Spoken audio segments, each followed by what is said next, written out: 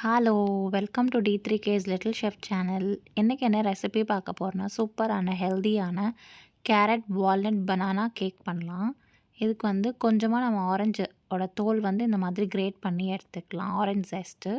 ஒரு 2 table spoon அளவுக்கு நமக்கு தேவைப்படும். இதை வந்து ஆட் பண்ணும்போது ஃப்ளேவர் வந்து சூப்பரா இருக்கும். அதுக்கப்புறமா மெயின் இன்கிரீடியண்ட்டான கேரட் வந்து நம்ம துருவி எடுத்துக்கலாம். நான் வந்து நல்ல பெரிய சைஸ் கேரட்டை வந்து தோல் சீவிட்டு இந்த மாதிரி கிரேட் பண்ணி வச்சுக்கிறேன் துருவியில் போட்டுட்டு. அதுக்கப்புறமா 80 கிராம்ஸ் ஆஃப் வால்நட் வந்து நம்ம இந்த மாதிரி கட் பண்ணி வச்சுக்கலாம். உங்கள்கிட்ட கிரேட்டர் இருந்துச்சுன்னா நீங்கள் அதில் கூட துருவிக்கலாம், இல்லாட்டி மிக்சியில் போட்டு ஒரு வாட்டி பல்ஸ் மோட் கூட பண்ணிக்கலாம். பட் சாப் பண்ணி ஆட் பண்ணும் போது அந்த கேக்கு நம்ம சாப்பிடும் போது அந்த க்ரன்ச்சினஸ் வந்து சூப்பராக இருக்கும். அதுக்கப்புறமா ஒரு பவுலில் 2 வாழைப்பழம், நல்லா பழுத்த வாழைப்பழத்தை இந்த மாதிரி ஒரு ஃபோர்க்கோ இல்லாட்டி எலக்ட்ரிக் பீட்டர் வச்சு நல்லா மேஷ் பண்ணி எடுத்துக்கலாம். சம்டைம்ஸ் குழந்தைங்களுக்கு வந்து பனானா பிடிக்காத டைமில் நீங்கள் இந்த மாதிரி கேக் பண்ணி கொடுக்கும்போது நல்லா விரும்பி சாப்பிடுவாங்க. அதுக்கப்புறமா அதோட 2 முட்டை வந்து நான் ஆட் பண்ணிக்கிறேன். ஆட் பண்ணி நல்லா இந்த மாதிரி விஸ்க் வச்சு மிக்ஸ் பண்ணி எடுத்துக்கலாம். அதுக்கப்புறமா 3/4 கப் அளவுக்கு சர்க்கரை ஆட் பண்ணிக்கிறேன். நீங்கள் வந்து நாட்டு சர்க்கரை இல்லாட்டி வெல்லம் கூட நீங்கள் ஆட் பண்ணிக்கலாம். இந்த மாதிரி நல்லா மிக்ஸ் பண்ணி ஸ்மூத் ஆனதுக்கப்புறமா 1/2 கப் அளவுக்கு நம்ம எண்ணெய் வந்து ஆட் பண்ணிக்கலாம். குக்கிங் ஆயில், ஃப்ளேவர் அண்ட் வாசனை இல்லாத ஆயில் வந்து நம்ம ஆட் பண்ணிக்கலாம்.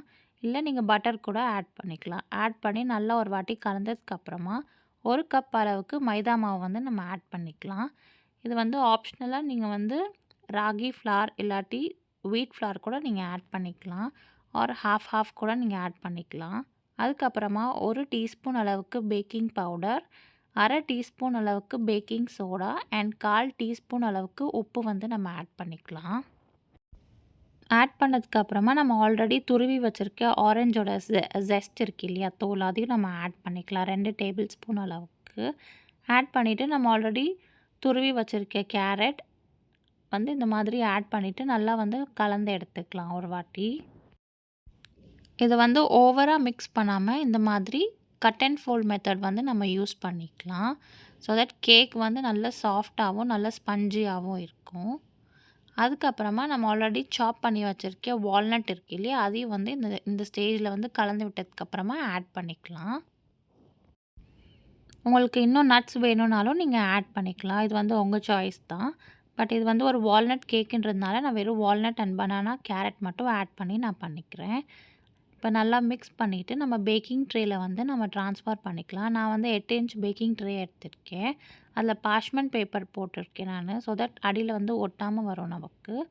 இப்போ நம்ம ஆல்ரெடி மிக்ஸ் பண்ணி வச்சுருக்க கேக் பேட்டரை வந்து இதில் போட்டுட்டு லைட்டாக தட்டிக்கலாம். தட்டிட்டு நம்ம ப்ரீஹீட் பண்ணிக்கணும். அவன் வந்து 180 டிகிரி செல்சியஸ்க்கு ப்ரீஹீட் பண்ணிவிட்டு பேக்கிங் மோட் செட் பண்ணிவிட்டு 180 டிகிரி செல்சியஸ்க்கு ஒரு 35 to 40 மினிட்ஸ் வந்து நம்ம பேக் பண்ணி எடுத்துக்கலாம். மேலே வந்து லைட்டாக வால்நட் வந்து இந்த மாதிரி கார்னிஷ் பண்ணிவிட்டு நம்ம பேக் பண்ணி எடுத்துக்கலாம். கண்டிப்பாக ப்ரீஹீட் பண்ணால் தான் நமக்கு வந்து டெம்பரேச்சர் கரெக்டாக பேக் ஆகும்.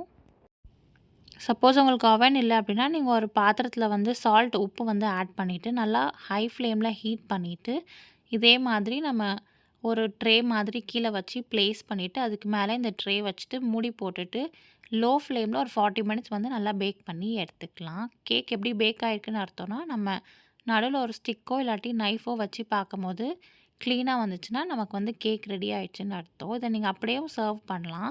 பட் கிட்ஸ்க்கு கொடுக்கறதுனால இன்னும் கொஞ்சம் ஃப்ளேவர் என்ஹான்ஸ் பண்ணுறதுக்காக நான் ஆல்ரெடி விப்பிங் க்ரீம் வந்து சுகர் போட்டு விப் பண்ணி வச்சுருக்கேன். அதை வந்து மேலே ஒரு லேயராக நான் வந்து இந்த மாதிரி அப்ளை பண்ணி எடுத்திருக்கேன். அதோட கொஞ்சமாக கிரேட் பண்ண கேரட் வந்து நம்ம மேலே வந்து கார்னிஷ் பண்ணிக்கலாம்.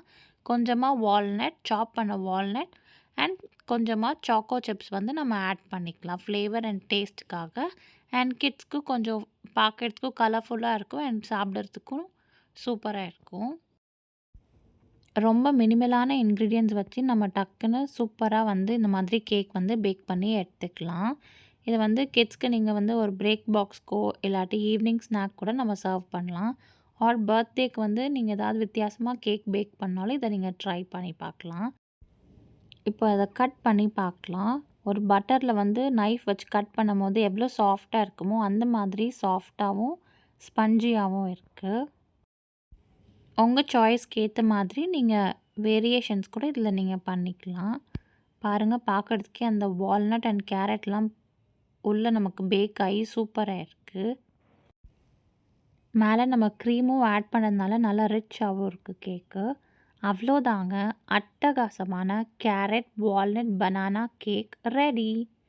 இந்த வீடியோ உங்களுக்கு பிடிச்சிருந்துச்சுன்னா லைக் பண்ணுங்கள், ஷேர் பண்ணுங்கள், சப்ஸ்கிரைப் பண்ணுங்கள் அண்ட் கண்டிப்பாக ட்ரை பண்ணிவிட்டு கமெண்ட்டில் சொல்லுங்கள். Thank you. Bye. Have a good day.